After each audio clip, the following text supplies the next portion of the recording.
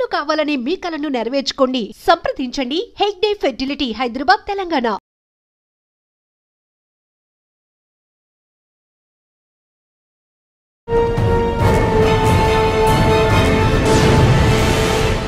ఛత్తీస్గఢ్ మిలిషియస్ కానీ లేదంటే మావోయిస్టులు కానీ అందరూ కాదు ఛత్తీస్గఢ్ స్టేట్కి ఎక్కువ ఉన్నారు. వాళ్ళు అక్కడ పాలసీకి సరెండర్ అవ్వకుండా తెలంగాణ పోలీసుల వైపు రావడం, తెలంగాణ స్టేట్లో ఎక్కువ మంది రావడం అంటే మన సరెండర్ పాలసీ నచ్చా లేదు వ్యూహంలో భాగంగా అనుకోవచ్చు. ఈ మావోయిస్టు ఉద్యమం కార్లు కావచ్చు, ఏ స్టేట్లో ఉన్నా సరే మావోయిస్టులు అనేది వాళ్ళకు ఒక రాష్ట్రం కాదు, అది వాళ్ళ ఉద్యమం. సార్ ఈ నెల రోజులు ఎంతమంది వచ్చారు భద్రాద్రి కొత్తగూడెం? మొన్న రీసెంట్గా ఒక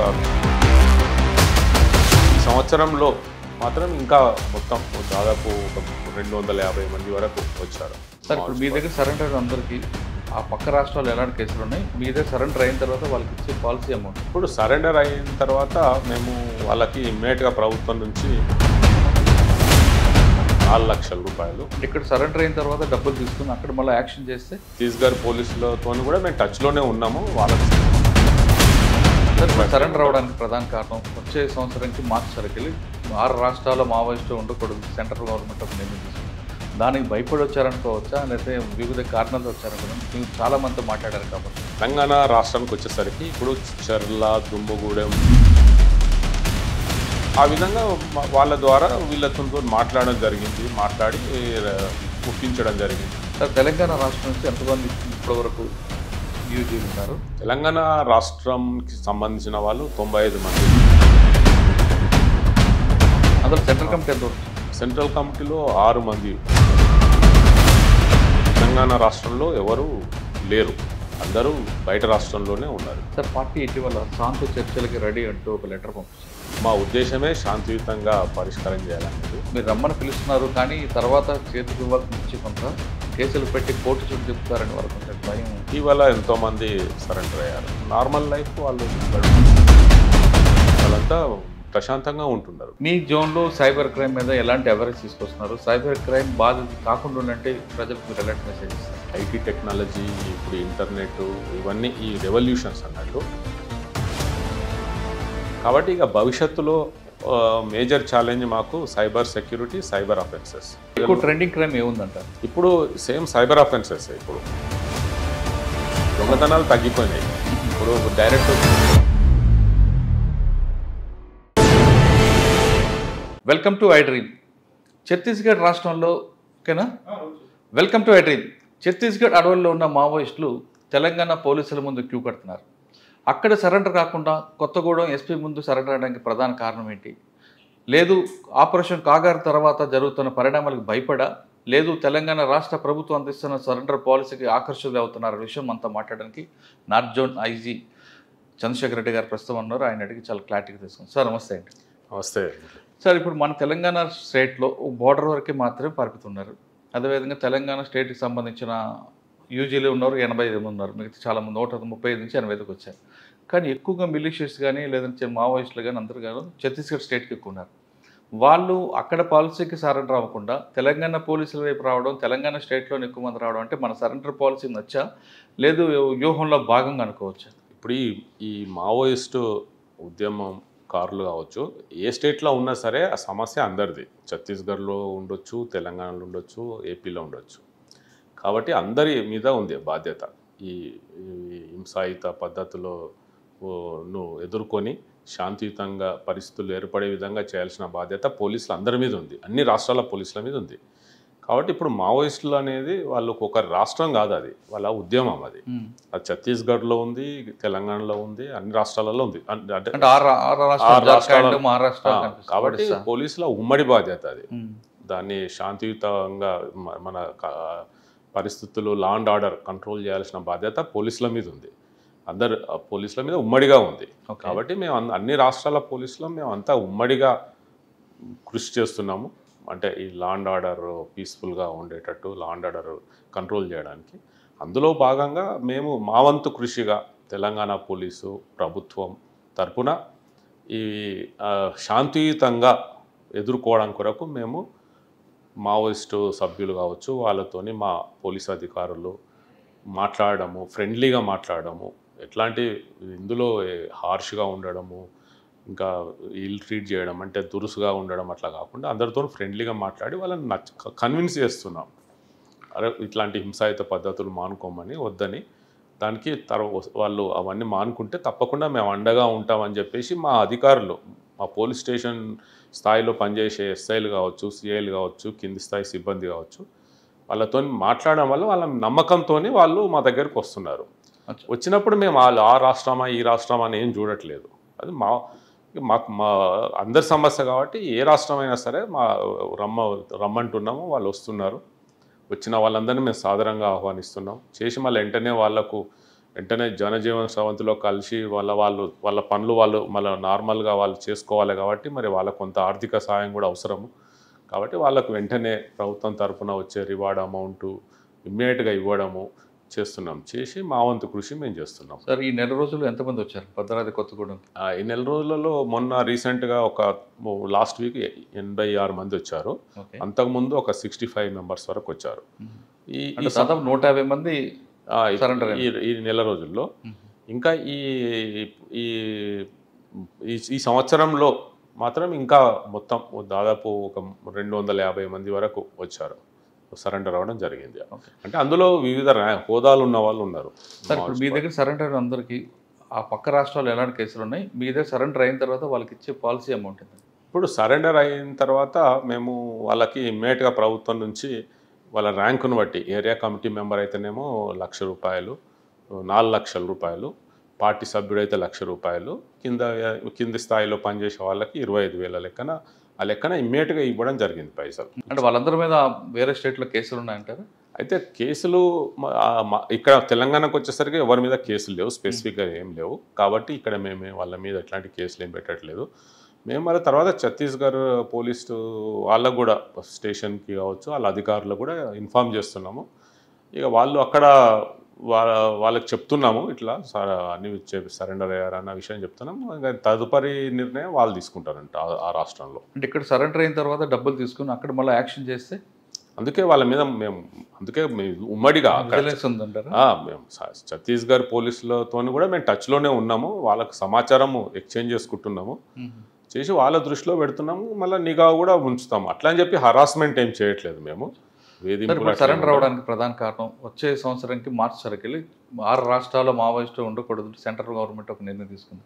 దానికి భయపడి వచ్చారనుకోవచ్చా, లేకపోతే వివిధ కారణాలతో వచ్చారనుకోవడానికి? మీరు చాలా మందితో మాట్లాడారు కాబట్టి ఇన్పుట్స్ ఏమొస్తాయి? అయితే ఇప్పుడు తెలంగాణ రాష్ట్రానికి వచ్చేసరికి ఇప్పుడు చర్ల, దుమ్ముగూడెం, వెంకటాపూరు, వాజేడు అన్ని పోలీస్ స్టేషన్లు ఛత్తీస్గఢ్కి సరిహద్దుల్లో ఉంటాయి. వాళ్ళు అక్కడి నుంచి సరిహద్దు గ్రామాల్లోని ప్రజలు ఎక్కువగా ఇటువైపు తెలంగాణ సైడే వస్తారు. భద్రాచలంకి షాపింగ్కి అయినా సరే, దేనికైనా సరే వాళ్ళు ఇటు భద్రాచలంకి వస్తుంటారు, చర్లకు వస్తుంటారు. వచ్చినప్పుడు ఎక్కువగా వాళ్ళతో పరిచయాలు, మా కింది స్థాయి అధికారులకు పరిచయాలు ఏర్పడ్డాయి అన్నట్టు. వచ్చి ఆ విధంగా వాళ్ళ ద్వారా వీళ్ళతో మాట్లాడడం జరిగింది. మాట్లాడి ఒప్పించడం జరిగింది. ఒప్పించి మేము మా వంతు కృషిగా, వేరే రాష్ట్రమైనా సరే మా వంతు కృషిగా మేము వాళ్ళను సిబ్బందితో మాట్లాడి తీసుకొస్తున్నారు. కానీ లోపల పార్టీలో పరిస్థితి ఎలా ఉందని చెప్తున్నారండి? అంటే ఇప్పుడు వీళ్ళు కొంచెం కింద స్థాయి క్యాడర్, ఇది పై స్థాయిలో జరిగేది వీళ్ళకు ఎక్కువగా తెలియకపోవచ్చు. కానీ గ్రామ స్థాయిలో కావచ్చు, అక్కడ జరుగుతున్న సిచ్యువేషను అట్లాంటివి తెలుసు వీళ్ళకి. కానీ కేంద్ర కమిటీలో ఉన్నత స్థాయిలో జరుగుతున్న పరిణామాలు వీళ్ళకు తెలిసినట్టుగా లేదు. సార్, తెలంగాణ రాష్ట్రం నుంచి ఎంతమంది ఇప్పటివరకు యూజీలు ఉన్నారు? తెలంగాణ బోర్డర్ మీరు చెప్తున్నారు, బోర్డర్లో దళం ఎంత తిరుగుతుందంటారు? తెలంగాణ రాష్ట్రంకి సంబంధించిన వాళ్ళు 95 మంది, మా సమాచారం ప్రకారం 95 మంది అండర్ గ్రౌండ్లో ఉన్నారు. యూజీలో ఉండి మావోయిస్టు పార్టీలో పనిచేస్తున్నారు. అందులో సెంట్రల్ కమిటీ ఎంత వచ్చింది? సెంట్రల్ కమిటీలో 6 మంది ఉన్నారు, 6 మెంబర్స్ ఉన్నారు తెలంగాణ వాళ్ళు. అయితే ఈ మధ్యన కొన్ని సరెండర్స్ కూడా అయినాయి కాబట్టి తగ్గుతుంది అన్నట్టు ఆ సంఖ్య. ఒక సంవత్సరం క్రింద అయితే 115 ఉండేవారు, 115 మెంబర్స్ ఉండేవారు ఈ తెలంగాణ నుంచి. ఇప్పుడు 95 మంది ఉన్నారు. అందరూ ఇప్పుడు అందరూ బయట తెలంగాణ రాష్ట్రంలో ఎవరు లేరు, అందరూ బయట రాష్ట్రంలోనే ఉన్నారు. ఇప్పుడు అంటే బయట రాష్ట్రంలో ఉన్నా అప్పుడప్పుడు తెలంగాణ బోర్డర్లోకి రావడానికి ప్రయత్నం చేస్తుంటారు, ఇక్కడ మూమెంట్ చూపిద్దామని. మరి అటువంటి సిచ్యువేషన్ మీరు ఎలా హ్యాండిల్ చేస్తారు? అందుకే మేము మా సమాచారము మాకుంది, మా సమాచార వ్యవస్థ మాకున్నది. దాని ప్రకారం మేము కూడా మా నిఘా పెట్టడం జరిగింది. కదలికలు ఏమైనా ఉన్నాయా, లేకపోతే పక్క రాష్ట్రాల్లో నుంచి ఈ రాష్ట్రంలోకి ఏమన్నా వచ్చారా, ఏమైనా యాక్టివిటీస్ ఉన్నాయా, కదలికలు ఉన్నాయా, అవన్నీ మేము గమనిస్తూనే ఉన్నాం. మా సమాచార వ్యవస్థ మాకుంది కాబట్టి దాని ప్రకారం మేము ఎప్పుడు గమనిస్తాం. ఒకవేళ వస్తే యాక్షన్ ఎలాగ ఉంటుందండి రియాక్షన్? మా ఉద్యోగ మా విధి నిర్వహణలో మేము చేయాల్సింది మా పోలీసింగ్ ఉంటుంది. అది ఎప్పుడూ నడుస్తూనే ఉంటుంది. ఒక వీళ్ళకనే కాదు, ఎప్పుడైనా ఎవరు వచ్చినా సరే మేము మా విధి నిర్వహణలో మా భాగంగా మా గస్తీలు, మా పెట్రోలింగ్ ఇవన్నీ తిరుగుతుంటాం. అంటే ఒకవైపు సరెండర్ పాలసీ ఇంప్లిమెంట్ చేస్తూ ఇంకోవైపు కూంబింగ్ ఆపరేషన్స్ అవి మా విధి నిర్వహణలో భాగం అన్నట్టు. కానీ శాంతియుతంగా పరిష్కారం చేయాలనేదే మా ఉద్దేశము. అందుకే వీటి మీద ఎక్కువ దృష్టి పెట్టాము. కానీ కొన్ని బోర్డర్లో తెలంగాణ ఖమ్మం సరిహద్దులో కరిగుట్ట వైపు రావద్దు, ఇక్కడ మా అందుబాటులో పెట్టామంటే ఒక లెటర్ కూడా వచ్చింది. అంటే ఆ మూమెంట్ చూపించడానిక, లేదు ఇక్కడ ఉంది మా ఉనికిడి చాటుకోవడానికి అనుకుంటే? ఇటీవల కొంతమంది గ్రామస్తులు అడవిలోకి వెళ్ళి వివిధ కారణాల వల్ల అడవిలోకి వెళ్ళి ఆ ప్రెషర్ మైన్స్ మీద కాల్ పెట్టడం వలన గాయాలు అవ్వడం జరిగింది. కొత్తగూడెం జిల్లాలో, ములుగు జిల్లాలో కొంతమంది కాళ్ళు కూడా తీసేయడం జరిగింది. దాని నుంచి తీవ్ర నిరసన కూడా వ్యక్తపరిచారు గ్రామస్తులు. ఇట్లా వాళ్ళ వల్ల వీళ్ళు అడవులలోకి వెళ్ళలేని పరిస్థితి. వాళ్ళు రావద్దంటే వాళ్ళు బతికిదే అడవి మీద కదండి. అదే, అందుకే గ్రామస్తుల నుంచి కూడా బాగా తీవ్ర నిరసన వ్యక్తం చేశారు. ఎందుకంటే వాళ్ళు అడవిలోకి వెళ్ళి వాళ్ళ జీవనోపాధి అడవులోకి వెళ్ళక తప్పదు. వెళ్తేనేమో ఈ విధంగా గాయాల పాలు అవుతున్నారు. దానివల్ల వాళ్ళు తీవ్ర సమస్యలు ఎదుర్కొంటున్నారు. ఇటీవల ఏటూరు నగరంలో అక్కడ ప్రజలందరూ నిరసన వ్యక్తం చేశారు. ఇట్లాంటి ఈ మందు పాత్రల మీద ఎక్కువ అమాయకులు బలి అవుతున్నారని చెప్పేసి. కాబట్టి ఇది గ్రామస్తులకే ఎక్కువగా థ్రెట్ ఉంది వీటి వల్ల. అంటే మీ తరపున ఏం చెప్తారంటే వెళ్ళొద్దంటారా, లేదంటే ఆపరేషన్లో భాగంగా అవన్నీ తీసిపెట్టి పక్కన పెడతాం? అయితే మేము మా వంతు కృషి, మా బీడీ టీమ్స్ ఉన్నాయి, వాటితోనే మేము చేస్తున్నాము. మేము తనిఖీలు చేస్తున్నాము. మా వంతు కృషిగా మేము చేస్తున్నాం. మా వాళ్ళు వెళ్ళి బీడీ టీమ్స్, డాగ్ స్క్వాడ్స్ వెళ్ళి వాటిని వెలికి తీయడానికి, వాటిని నిర్వీర్యం చేయడానికి మా వంతు కృషి మేము చేస్తున్నాము. అయితే గ్రామస్తులకు అయితే మాత్రం జాగ్రత్తగా తీసుకోవాల్సిన అవసరం ఉంది. ఎందుకంటే వెళ్ళినప్పుడు కొంచెం వాళ్ళు జాగ్రత్తగా ఉండాల్సిన అవసరం ఉంది. సార్, పార్టీ ఇటీవల శాంతి చర్చలకి రెడీ అంటూ ఒక లెటర్ పంపించారు. అంటే మీ స్పందన ఏంటండి? అంటే ఇది చర్చలు అనేది ప్రభుత్వ పరిధిలో ఉంటాయి, ప్రభుత్వం తీసుకోవాల్సిన నిర్ణయాలు కాబట్టి వీటి గురించి మేము మాట్లాడలేము. వ్యూహంలో భాగం అనుకోవచ్చా, లేదు నిజంగానే పార్టీ బయటకు వస్తుంది అనుకోవచ్చా? సరే, మేమేమి ఊహించి మాట్లాడలేము. ఎందుకంటే ఇవన్నీ అధికారులుగా ఇవన్నీ ప్రభుత్వం తీసుకోవాల్సిన నిర్ణయం అది. కాబట్టి అంటే చర్చల పేరు మీద మనకు ఒక అనుభవం ఉంది. 2004లో ఇదే విధంగా చర్చలు అంటూ పార్టీ కొంత బ్రీతింగ్ తీసుకున్న తర్వాత కొంచెం బాగా పికప్ అయింది. అందులో వ్యూహంలో భాగంగా అనుకోవచ్చా, లేదు నిజంగానే పార్టీ ఇప్పుడు 2026 సరికి పూర్తిగా కనుమరుగు అవుతుంది కాబట్టి వాళ్ళ వ్యూహంలో భాగమై ఉంటుందని మేము భావిస్తున్నాము. సరే, ఏది ఏమైనప్పటికీ మా ఉద్యోగం మాత్రం మేము పోలీసు, మా విధి నిర్వహణ మాత్రం మేము నిర్వహిస్తాము. ఏదైనా సరే ప్రభుత్వం నిర్ణయం తీసుకుంటుంది. సార్, ఒకవేళ తెలంగాణ సంబంధించిన యూజీలో ఉన్న కేటర్ అంతా కూడా సరెండర్ అవ్వడానికి ఎవరైనా మధ్యవర్తుల ద్వారా వస్తే మీరు వెల్కమ్ చెప్తారా, లేదు వాళ్ళ మీద కేసులు చూసి నో చెప్తారా? మేము మా ఉద్దేశమే శాంతియుతంగా పరిష్కారం చేయాలనేది. కాబట్టి ఇప్పుడు మేమే విజ్ఞప్తి చేస్తున్నాము. హింసా మార్గాన్ని వదిలేసి రమ్మని అడుగుతున్నాము. వస్తే మేము తప్పకుండా వారికి చేయూతనిస్తాం. ప్రభుత్వం నుంచి కూడా వారికి సహాయ సహకారాలు అన్నీ ఉంటాయి. కాబట్టి మేమే విజ్ఞప్తి చేస్తున్నాం రమ్మని. అంటే మీరు రమ్మని పిలుస్తున్నారు, కానీ తర్వాత చేతికి ఇవ్వాల్సింది ఇచ్చి కొంత కేసులు పెట్టి కోర్టు చుట్టూ తిప్పుతారని వాళ్ళు కొంచెం భయం. అంటే ఇటీవల ఎంతోమంది సరెండర్ అయ్యారు. వాళ్ళంతా మంచిగా వాళ్ళు నార్మల్ లైఫ్ వాళ్ళు గడుపుతున్నారు. ఎవరికి ఇట్లాంటి వేధింపులు లేవు. వాళ్ళంతా ఇప్పుడు ఈ మధ్య కాలంలో చాలామంది వచ్చారు, ముందుకొచ్చారు. వాళ్ళంతా ప్రశాంతంగా ఉంటున్నారు. కావాలంటే వాళ్ళ గురించి తెలుసుకోవచ్చు. కాబట్టి మా సైడ్ నుంచి ఎట్లాంటి వేధింపులు ఉండవు. ఎందుకంటే మాకు కావాల్సింది సమస్య శాంతియుతంగా పరిష్కారం కావాలనేదే మాకు కావాల్సింది. కాబట్టి తప్పకుండా మేము ప్రోత్సహిస్తాం. కాబట్టి ఎవరన్నా రావచ్చు. మీకున్న బార్డర్లో ఏ జిల్లాలో ఎక్కువగా ఈ ప్రాబ్లం? ఇది ఇప్పుడు మావోయిస్టు ప్రభావిత ప్రాంతాలుగా ఓన్లీ కొత్తగూడెం జిల్లా, ములుగు జిల్లా, భూపాలపల్లి జిల్లా, ఈ 3 జిల్లాలు మాత్రమే అంటే గుర్తించడం. 3 జిల్లాలో ఎక్కువ ఏది ఉందంటారు? 3 జిల్లాల్లో కొత్తగూడెం, ములుగు ఈ రెండు జిల్లాలు ఈక్వల్గా, అంటే అవి ఛత్తీస్గఢ్ రాష్ట్రానికి సరిహద్దు జిల్లాలు కాబట్టి 2 జిల్లాల్లో ఇప్పుడు ప్రస్తుతానికి కదలికలు ఉన్నాయి. మరి ఈ 2 జిల్లాల్లో ఛత్తీస్గఢ్ బోర్డర్ కాబట్టి అక్కడ ఇన్ఫర్మేషన్ నెట్వర్క్ బాగానే ఉందంటారు మీకు? అంటే మా సమాచారం, మా వ్యవస్థ మాకు ఉంటుంది, వాటి మీద మా ఉండి మా డ్యూటీ మేము చేస్తున్నాం అన్నట్టు. అంటే మీ డ్యూటీ చేస్తున్నా సార్. సరిహద్దు ప్రాంతాల్లో ఇప్పుడు 3 జిల్లాలు మీరు చెప్పారు, ములుగు, కొత్తగూడెం, భూపాలపల్లి. అక్కడున్న యువత మరి తిరిగి అటువైపు వెళ్లకుండా వాళ్ళకి నిరుద్యోగ సమస్య కానీ, ఉద్యోగాలు ఇవ్వడం కానీ, లేదా వాళ్ళకి యాక్టివిటీస్ ఇవ్వడం కానీ రెవెన్యూ డిపార్ట్మెంట్ సహకారంతో మీరు ఏం చేస్తున్నారు? మేము యువతతోని కూడా మేము ముఖ్యంగా క్రీడల్ని ప్రోత్సహించడము, యువజన సంఘాలు ఏర్పాటు చేసి యువతను ప్రోత్సహించడము, వారికి జాబ్ మేళాలు పెట్టడము, ఇంకా మంచి సంబంధాలు ఉంచుకోవడం, వాళ్ళతో క్రీడా సామాగ్రి కూడా పంచుతున్నాం. మేము గ్రామానికి వెళ్ళి మా వాళ్ళు క్రీడలకు సంబంధించిన ఇవ్వడము, ఇంకా ఆ విధంగా ప్రోత్సహించడం చేస్తున్నాం మేము. ఇంకా జాబ్ మేళాలు కూడా కండక్ట్ చేస్తున్నాం.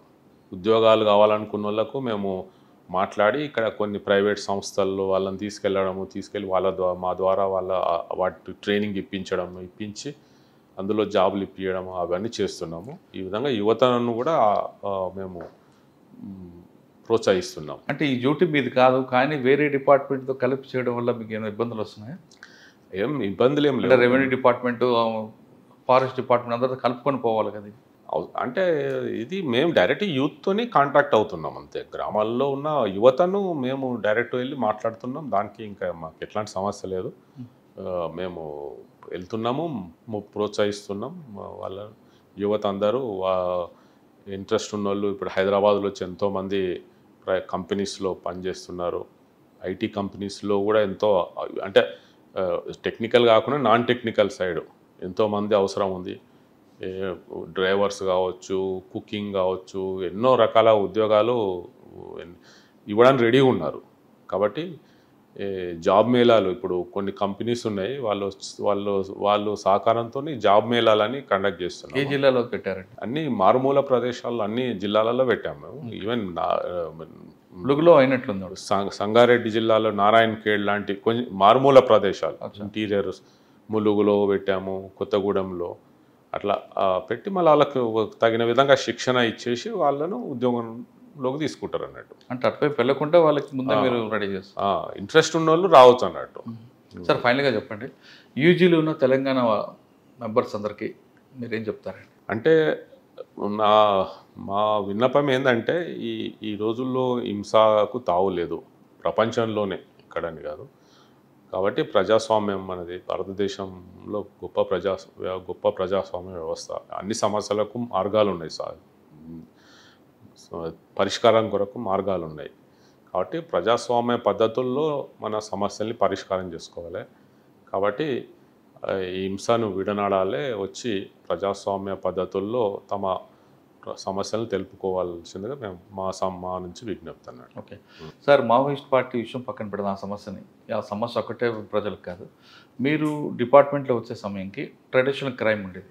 ఆర్సీపురం, జనగామ పంచాయతీ. జనగామలో ఉన్నప్పుడు నక్సల్స్ మూవ్మెంట్, ఆర్సీపురం వచ్చాక ట్రెడిషనల్ క్రైమ్, బాడీ అఫెన్సెస్, డకాయిట్స్ ఉంటాయి. ఆ తర్వాత వైట్ కలర్ అఫెన్స్గా మారింది. ఆ తర్వాత సైబర్ క్రైమ్కి వచ్చింది. మీ జోన్లో సైబర్ క్రైమ్ మీద ఎలాంటి అవేర్నెస్ తీసుకొస్తున్నారు? సైబర్ క్రైమ్ బాధితులు కాకుండా ఉండాలంటే ప్రజలకు మీరు ఎలాంటి మెసేజ్ ఇస్తారు? ఇప్పుడు ఈ టెక్నాలజీ, ఐటీ టెక్నాలజీ, ఇప్పుడు ఇంటర్నెట్, ఇవన్నీ ఈ రెవల్యూషన్స్ అన్నట్టు. ఈ మధ్యన గత 20 సంవత్సరాల్లో వచ్చిన ప్రపంచంలో వచ్చిన రెవల్యూషన్స్ ఏంటంటే ఇంటర్నెట్ ఒకటి, సెల్ ఫోన్ ఒకటి, కేబుల్ టీవీ ఒకటి. ఈ రెవల్యూషన్తో అన్ని రంగాల్లో మార్పు వచ్చింది. అట్లాగే నేరాలలో కూడా మార్పు వచ్చేసింది. నేరాలు కూడా గతంలో వచ్చి బెదిరియడాలు, బతిపోటు దొంగలు ఇంటికి వచ్చి బెదిరించాడు, అవి ఇంట్లో ఉన్న దొంగతనాలు చేసేవాళ్ళు. ఇప్పుడు ఈ ఇంటర్నెట్, ఈ ఆన్లైన్ బ్యాంకింగ్ వలన ఎక్కడనో వేరే రాష్ట్రంలో ఎక్కడనో వేల కిలోమీటర్ల దూరంలో ఉండి మన బ్యాంకులో ఉన్న అమౌంట్ను వాళ్ళు దొంగతనం చేస్తున్నారు. కాబట్టి ఇక భవిష్యత్తులో మేజర్ ఛాలెంజ్ మాకు సైబర్ సెక్యూరిటీ, సైబర్ అఫెన్సెస్. ఇదే మాకు భవిష్యత్తులో మేజర్ ఛాలెంజ్. తర్వాత ఇంకా ఈ కమ్యూనల్ ఇష్యూస్ కూడా, మత మత మతానికి సంబంధించిన కొట్లాటలు అదొకటి కూడా మా పోలీస్ డిపార్ట్మెంట్కు ఈ రెండు మేజర్ ఛాలెంజెస్ ఇప్పుడు. కాబట్టి ఈ రెండింటికి మేము సిద్ధమవుతున్నాం. ఈ రెండింటిని ఎదుర్కోవడానికి మేము సిద్ధమవుతున్నాము. సిద్ధం కావాలంటే ముందు ఈ సైబర్ అఫెన్సెస్, సైబర్ సెక్యూరిటీ కావాలంటే కొంచెం ముందు మాకు ట్రైనింగ్ ఉండాలి, ఇందులో పరిజ్ఞానం ఉండాలి వాటి మీద. ఈ సైబర్ ఆ పరిజ్ఞానం కొరకు మేము ట్రైనింగ్ కండక్ట్ చేయడము, స్పెషల్ కోర్సెస్ చేయడము, వాటి మీద దృష్టి పెట్టి మేము కూడా సిద్ధమవుతున్నాం ఇట్లాంటి. అయితే దాంట్లో ముందుగా మేము ఒక్కరమే కాదు, పబ్లిక్ కూడా తెలుసుకోవాలి వీటి గురించి. వారికి కూడా పరిజ్ఞానం అవసరం ఈ సైబర్ సెక్యూరిటీ, సైబర్ అఫెన్సెస్ గురించి. కాబట్టి పబ్లిక్ అవేర్నెస్ క్రియేట్ చేయడం అవి కూడా మా వంతుగా చేస్తున్నాము. ఇంకోటి పబ్లిక్ కూడా రోజు దినపత్రికలు చదవడము, ఏం జరుగుతుంది బయట, ఎట్లాంటి నేరాలు జరుగుతున్నాయి, ఏ విధంగా అప్రమత్తంగా ఉండాలనేది కూడా వాళ్ళు కూడా గమనించాలి. మేము డిజిటల్ అరెస్ట్ గురించి మేము ఎంత అప్రమత్తం చేసినా సరే ఇప్పటికి కూడా మళ్ళీ ఆ సంఘటనలు జరుగుతున్నాయి. కాబట్టి ప్రజలందరూ కూడా సహకరిస్తేనే మేము చేయగలుగుతాం. కాబట్టి ఎక్కువ ట్రెండింగ్ క్రైమ్ ఏముందంటారు ఇప్పుడు? Same cyber offences. ఇప్పుడు ప్రస్తుతం సైబర్ అఫెన్స్లో అవుతున్న మనీ చాలా ఎక్కువగా ఉంది. దొంగతనాలు తగ్గిపోయినాయి. ఇప్పుడు డైరెక్ట్ వచ్చి దొంగతనం చేయడానికి భయపడుతున్నారు. ఎందుకంటే ఈ టెక్నాలజీతోని సీసీ కెమెరాలు ఉన్నాయి, సెల్ ఫోన్లు ఉన్నాయి. కాబట్టి దొరికిపోతామని చెప్పేసి ఎవరు డైరెక్ట్ వచ్చి దొంగతనాలు అవి ఏం చేయట్లేదు. ఇట్లాంటి చీటింగ్ చేస్తారు. సైబర్ అఫెన్సెస్ చీటింగ్లు అవి చేస్తున్నారు. సార్, మీ జోన్లో సైబర్ క్రైమ్తో పాటు మావోయిస్ట్ ప్రభావం సమస్యతో పాటు రోడ్ యాక్సిడెంట్ ఎక్కువ అవుతుంటాయి. వాటి మీద మీరు యాక్షన్ ఏముంటుంది? ఇంకా ఈ రోడ్ యాక్సిడెంట్స్ అనేది అదొక పెద్ద సమస్య. అయితే ఇప్పుడు ఉన్న పరిస్థితుల్లో జరుగుతున్న రోడ్డు ప్రమాదాలు, ఇంతకుముందు రోడ్లు ఓన్లీ 2 లేన్ రోడ్స్ ఉండేది, డివైడర్ ఉండేది కాదు. కాబట్టి అప్పుడు ఆ కాలంలో ఒక 20 years ముందు హెడ్ ఆన్ కొల్యూజన్ ఉండేది. వెహికల్స్ అన్నీ ఎదురెదురుగా ఢీకొని చనిపోవడము, చాలామంది చనిపోవడం అట్లా ఉండేది. ఇప్పుడు రోడ్లన్నీ డివైడర్స్ ఉన్నాయి, మంచి విశాలమైన రోడ్స్ ఉన్నాయి. అయినా కూడా రోడ్ యాక్సిడెంట్స్ ఎందుకు అవుతున్నాయంటే ప్రధాన కారణం తాగి నడపడం వలన వాళ్ళే అదుపు తప్పి డివైడర్ కొట్టుకోవడమో, పడిపోవడమో చేసి చనిపోతున్న కేసులు ఎక్కువగా ఉన్నాయి. మీ జోన్లో ఎక్కువ ఎక్కడ ఉందండి బ్లాక్ స్పాట్స్? అంటే ఒక ప్రదేశం అని కాదు, అంతటా ఇప్పుడు మొత్తం నేషనల్ హైవేస్, స్టేట్ హైవేస్ అన్ని ఇప్పుడు 4 లేన్ రోడ్స్ వచ్చినాయి, డివైడర్స్ వచ్చినాయి, టోల్ గేట్స్ ఉన్నాయి. వాళ్ళు మెయిన్ రోడ్స్ అన్ని మంచిగానే మెయింటైన్ చేస్తున్నారు. యాక్సిడెంట్ స్పాట్స్ ఏమన్నా ఉంటే వాటిని అన్ని రెక్టిఫై చేయడము, బ్లాక్ స్పాట్స్ అన్ని రెక్టిఫై చేయడం చేస్తున్నారు. ఎందుకంటే టోల్ రోడ్స్ కాబట్టి ఈ రోడ్ల మీద కేవలం నిర్లక్ష్యంతో, డ్రైవర్ కారు నడపడంతోనే యాక్సిడెంట్స్ అవుతున్నాయి. మా పరిశీలనలో తెలిసింది. డివైడర్ కొట్టడము, తాగి నడపడం వలన అట్లా.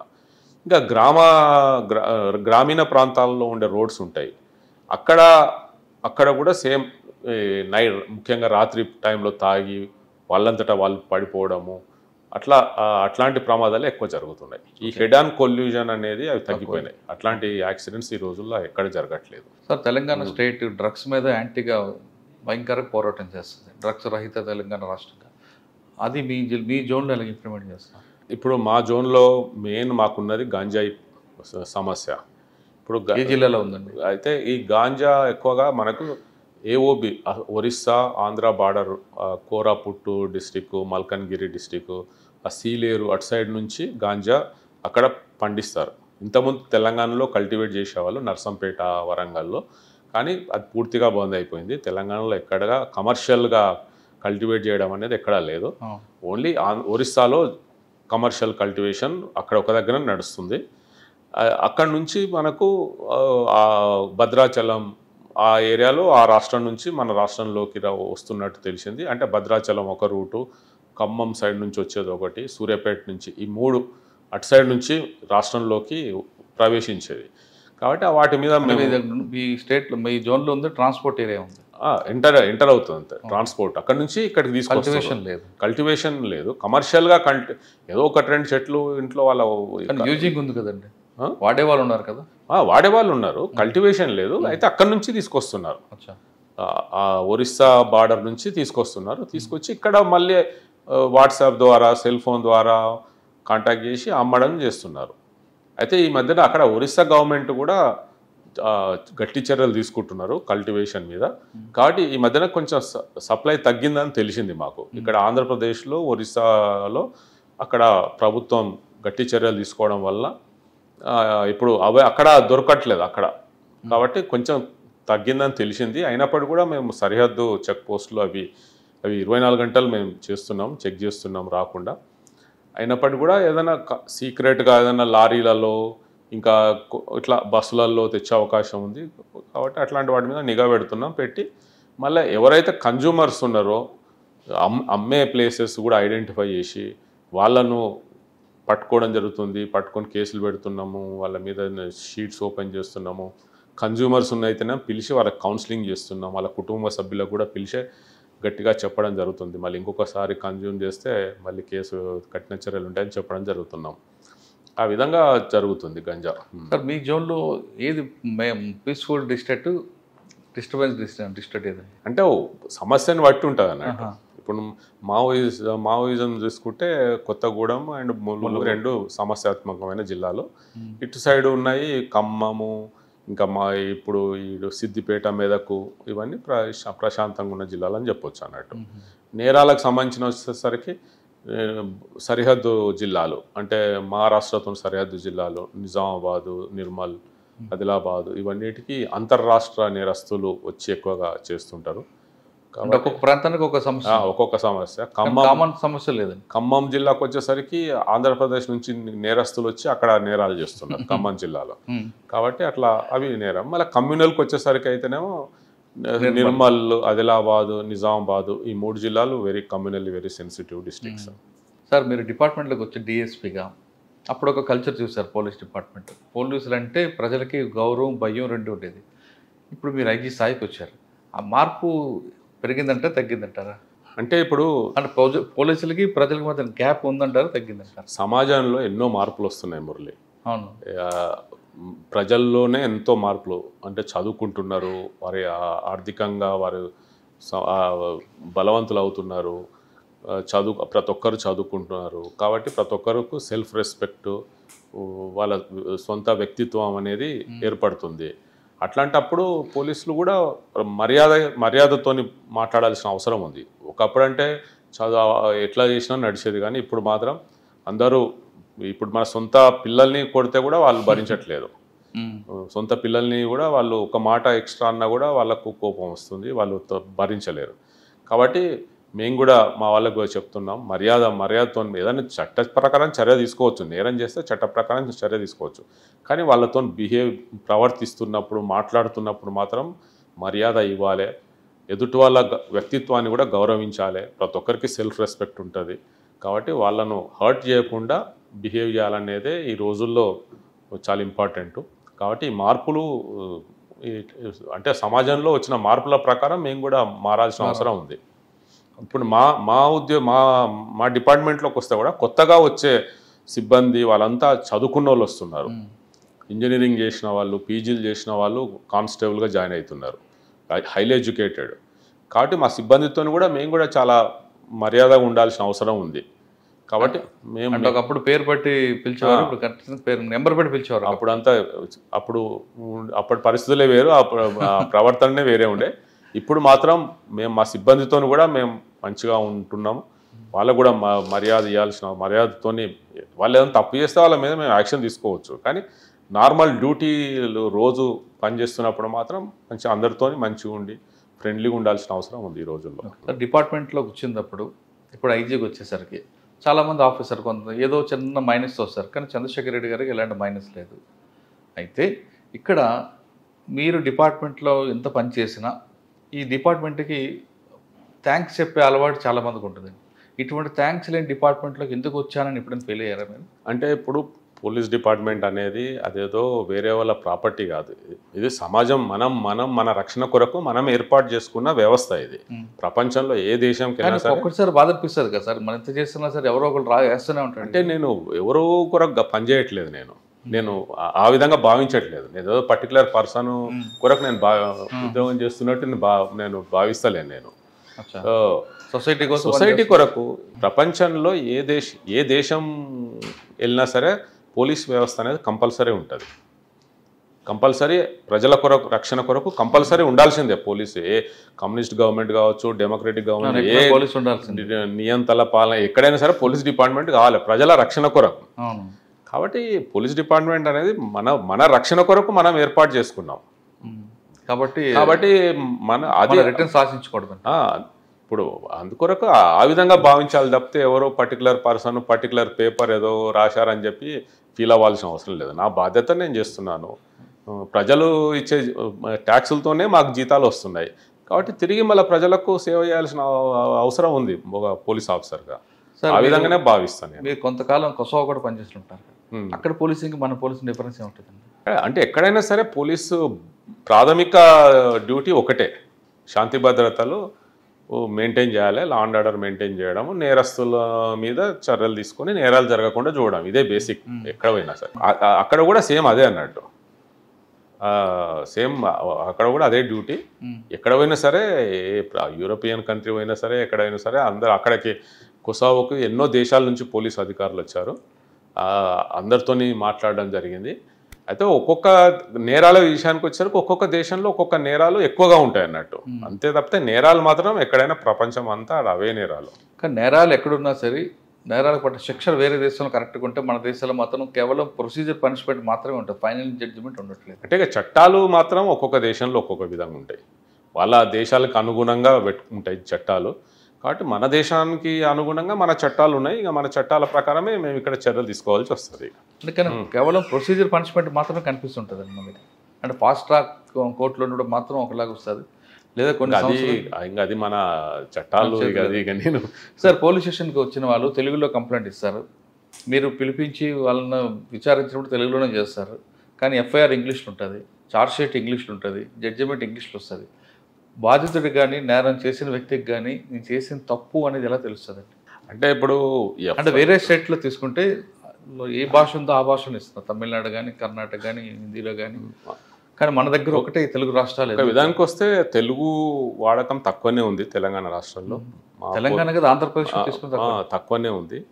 అయితే కానీ సామాన్య జనం మాత్రం తెలుగులో ఇచ్చినా తీసుకుంటున్నాం కంప్లైంట్స్. అంటే మేము మా పరిపాలన కొరకు మా రికార్డ్స్లు మాత్రం ఇంగ్లీష్లో రాసుకుంటున్నాము, కానీ పబ్లిక్తోని వాళ్ళు కంప్లైంట్ తెలుగులోని ఇవ్వచ్చు, వాళ్ళ స్టేట్మెంట్ తెలుగులో తీసుకున్నా కానీ ఇంగ్లీష్లో ట్రాన్స్లేట్ చేసి మీరు ఎఫ్ఐఆర్ కాపీ ఇస్తున్నారు, అది కూడా తెలుగులో ఇస్తే బాగుంటుందేమో కదా, అంటే పాలసీ మ్యాటర్ అంటారా?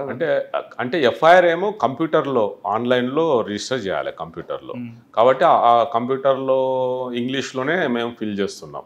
ప్రస్తుతానికైతే ఇంగ్లీష్లో ఫిల్ చేస్తాం. కానీ వేరే స్టేట్లో సదరన్ స్టేట్లో కానీ హిందీ కాకుండా సదరన్ స్టేట్లో తమిళనాడు, మలయాళం కానీ కన్నడ కానీ ఖచ్చితంగా ఆ లోకల్ లాంగ్వేజ్ ఉంటుంది. అని ఇక్కడ మీరు అన్నట్టు ఈ తెలుగు వాడకం కొద్దిగా తక్కువనే ఉంది. మరి ఆ దిశగా ఆలోచించాలంటే మొత్తం మా ఉన్నతాధికారులు ప్రభుత్వం ఏదైనా నిర్ణయం తీసుకొని అప్పుడు పూర్తిగా తెలుగులోకి వచ్చే అవకాశం ఉందండి. తెలుగులో రాయడం వల్ల తెలుగులో చెప్పడం వల్ల బెనిఫిట్ ఉంటుంది కదండి, దాని మీద క్రెడిబిలిటీ కూడా పెరుగుతుంది కదా, సామాన్యులకు అర్థమవుతుంది. ఇంకోటి మా స్టాఫ్ కూడా చాలా మందికి ఇంగ్లీష్ రాదు, కాబట్టి వాళ్ళు కూడా ఇంగ్లీషు తప్పుగా రాయడం కాకుండా ఉంటుంది ఉంది, ఆ సమస్య ఉంది. కానీ ఇంకా దాని గురించి ఇంకా ఆలోచించాల్సిన అవసరం ఉంది. సార్ మీరు డిఎస్పీ నుంచి చూస్తున్నాం మిమ్మల్ని, అదే మీ ఫిట్నెస్ సీక్రెట్ చెప్పండి ఒకటి. అంటే ఒక పోలీస్ అధికారిగా సమర్థవంతంగా పనిచేయాలంటే మంచి ఆరోగ్యం ఇంపార్టెంట్. ఫిట్గా ఉంటేనే ఉద్యోగం చేయగలుగుతాం. అవసరమైతే రోడ్డు మీద 5-6 గంటలు నిలబడగలగాలి. అట్లా ఇటీవల సికింద్రాబాద్లో ఒక ముత్యాలమ్మ టెంపుల్ దగ్గర ఒక సంఘటన జరిగింది. నేను ఇన్ఛార్జ్ ఉండి నేను అక్కడ ఉండడం జరిగింది. ఒకసారిగా శాంతి భద్రత law and order problem create చేస్తే నేను కూడా వెళ్ళి లాఠీ చార్జ్ చేయడం జరిగింది. అంటే ఎట్లాంటి సమస్యనైనా ఎదుర్కోవాలంటే మంచి ఫిట్నెస్ అనేది. మరొకసారి జనగామ రామచంద్రపురం పవర్ చూపించారా? ఆ వీడియో చూడలేదా? చెప్పండి, అర్థమైందా కదా? చూడలేదా? అయితే చూపిస్తాను ఆ వీడియో. కాబట్టి అంటే మా ఫిట్నెస్ అనేది ఇంపార్టెంట్. కాబట్టి నేను మా అధికారులు కూడా చెప్తుంటాను, ఫిట్నెస్ అనేది చాలా ముఖ్యం. ఫిట్నెస్ ఉండాలంటే మంచి ఫుడ్, హెల్దీ ఫుడ్ తీసుకోవాలి, ప్రాపర్గా ఎక్సర్సైజ్ చేసి మన ఫిట్నెస్ అనేది ఉంటుంది. అయితే నేను మాత్రం టెన్నిస్ ఆడతాను ఎవ్రీడే కంపల్సరీ. మా ఆఫీస్లోనే టెన్నిస్ కోర్ట్ ఉంటుంది, కాబట్టి గేమ్స్ నేను ఎక్కువ టెన్నిస్ ఆడడం వల్ల అట్లా ఆ విధంగా ఫిట్నెస్ మెయింటైన్ చేస్తాను. చేసి ఆరోగ్యంగా ఉంటేనే రేపు మేము సమర్థవంతంగా పనిచేయగలుగుతాం. ఇప్పుడు నాకు కాబట్టి అదే నేను ట్రైనింగ్లో ఎంత వెయిట్ ఉన్నానో అదే వెయిట్ ఇప్పుడు కూడా అదే మెయింటైన్ చేస్తున్నాను, సేమ్ వెయిట్. ఎలాగున్నారు ఇప్పుడు అలాగే ఉన్నారు, వైట్ హెయిర్ వచ్చింది అంతే. అంతే తప్పితే వెయిట్ మాత్రం పెరగకుండా అదే ఫిట్నెస్ మెయింటైన్ చేస్తున్నాను. సార్ ఫైనల్గా చెప్పండి, ఈ డిపార్ట్మెంట్లో వచ్చే వాళ్ళకి మీరు ఇచ్చే మెసేజ్ ఏంటి? రావాలనుకుని సర్వీస్ చేయాలనుకుంటే కొంతమంది సర్వీస్ మోటోలు వస్తారు, కొంతమంది కమర్షియల్ యాంగిల్ వస్తున్నారు. రాగానే అయితే ఈ పోలీస్ డిపార్ట్మెంటు ఏది చేసినా సరే ప్రజల సమక్షంలోనే ఓపెన్గా పనిచేయాల్సి వస్తుంది. కాబట్టి మనకు ఇది ప్రజలు ఇచ్చిన అధికారం, ఇది పోలీసులకు ఈ అధికారాలు ఇచ్చింది ప్రజలు. కాబట్టి సర్వీస్ చేయాలనే ఉద్దేశంతో సోషల్ రెస్పాన్సిబిలిటీ అనే మైండ్లో పెట్టుకొని రావాలి. అట్లా వచ్చినప్పుడు మనము తిరిగి మనం ప్రజలకు కావచ్చు, సొసైటీ కావచ్చు, దేశానికి, రాష్ట్రానికి మనం వంతు కృషి చేసే అవకాశం ఉంటుంది అభివృద్ధికి. కాబట్టి ఆ ఉద్దేశం కాకుండా వేరే ఉద్దేశంతో వస్తే మాత్రం సమస్యలు ఎదుర్కోవాల్సి వస్తుంది. ఎంతోమంది అధికారులు చాలా అట్లా ఆ ఉద్దేశంతో వచ్చి సమస్యల్లో ఇరుక్కొని జైళ్ళకి వెళ్ళడము, సస్పెండ్ అవ్వడము, ఉద్యోగాల నుంచి తీసేయడము, అట్లా ఎన్నో సమస్యలు లేదు, ఆరోగ్యాలు దెబ్బతినడము అట్లా జరిగింది అన్నట్టు. కాబట్టి వచ్చేటప్పుడు ఇవన్నీ ఆలోచించుకొని రావాలని నా ఉద్దేశం.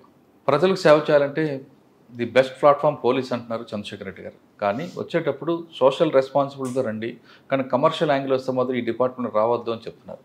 దీంట్లో ఒక కమర్షియల్ యాంగిల్ వస్తే జైలుకి వెళ్ళడం కాదు, మీ కుటుంబాలు కూడా పరుగు పోతాయి. అదే మీరు గౌరవంగా బతికితే కుటుంబాలకు కూడా సొసైటల్ రెస్పెక్ట్ ఉంటుందంటూ చంద్రశేఖర్ రెడ్డి గారు చెప్తున్నారు. చంద్రశేఖర్ రెడ్డి గారితో ఎక్స్క్లూజివ్. వచ్చే వారం మరో విషయాలు మళ్ళీ కలుద్దాం. అంతవరకు నమస్తే. Thank you sir. Thank you. Okay, thank you.